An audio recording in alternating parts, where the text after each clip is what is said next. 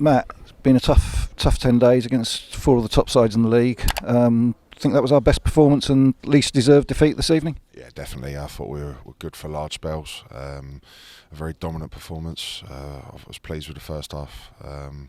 And camped in our half for many spells of the second half, and just probably the two moments and the two goals really that have spoiled us at least getting a point that we deserved at least. First half played at a great pace, and you say we came out of the blocks, and Ali unlucky with the one that hit the post, and the goal we conceded seemed to be against the run of play. Yeah, just a long throw that we didn't dealt with. Pride ourselves from, and really disappointing to concede that. With Pinnock, who's got such a weapon with his long throw there, and it was just disappointing we didn't get that first contact or track the runner for the second, because, as you say, it was against the run of play. Certainly felt we started the game really well. They've had to change their shape after 15 minutes, I think, 15-20 minutes, so they've had to force their shape change because of our domination, and it was disappointing to go one down. But huge boost to get the equaliser in first half stoppage time, no more than we deserved, and good to see Donovan on the score sheet. Yeah, it was a great response from us, and we really kicked on like this group of players have got. I said to him before the game, it's my fourth season as a manager since me and Jace have come in here, and it's weird actually. It's the first time in 4 years that 4 games to go we're not actually playing for something at the top end of a league table, as in a promotion. We're trying to finish as high up as the league and put as many points on the board as we possibly can. But I just want a performance under these circumstances that mirrors our team and our club, and that certainly was there today. Full of energy, enthusiasm, desire, won the battle, and played some really good football at times as well. And you accept losing games of football, and it's hard to take, but when you look back at the players, they've run through a brick wall for me and put in some really good performances there today. And the mood at half time must have been positive, so to concede within 5 minutes at the start of the second half was a big blow. Yeah, it was, and just a little bit of play down here and then get caught on a counter attack, and again a little bit of uncharacteristic goal for us to concede.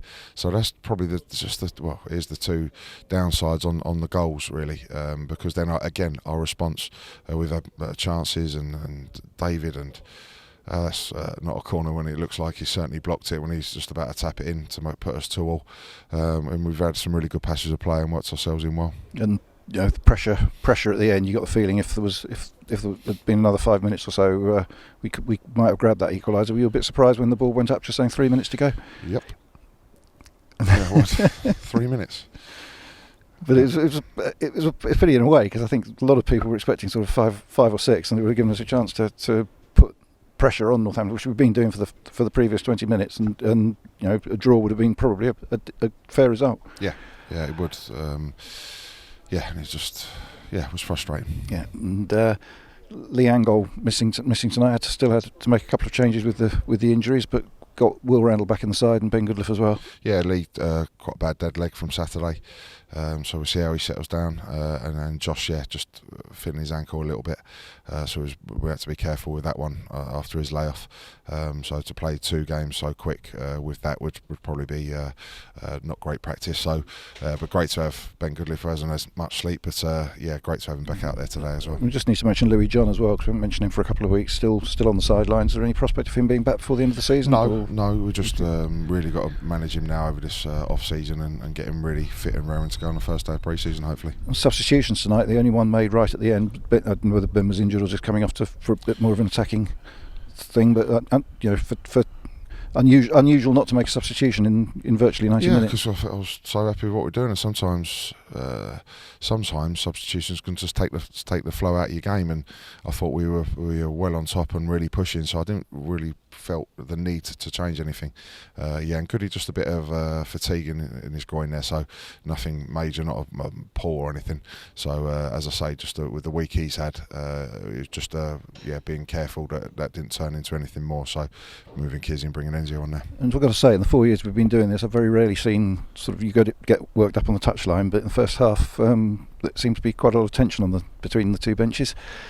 Yeah, there's a couple of moments. Yeah, it happens, doesn't it? It's football. What goes on in the 90 minutes, and then you shake hands, whatever, and you wish them well. I thought they were very unfortunate not to get promoted last year, and they're certainly putting themselves right in the mix to go and do so now. And now, having played the top 4 sides, away to Colchester, battling for points at the other end of the table on Saturday, that's not going to get any easier. No, because all the remaining 3 teams are playing are still at the top or bottom end playing for something, and so are we, because we want to play for 3 points and finish up high up the table as we possibly can, which would is what regardless going to be another great season for us. Well, frustrating night tonight, but thanks for coming out as always, Matt, and we'll see you at Colchester on Saturday. Brilliant. Cheers. Thanks, Tony.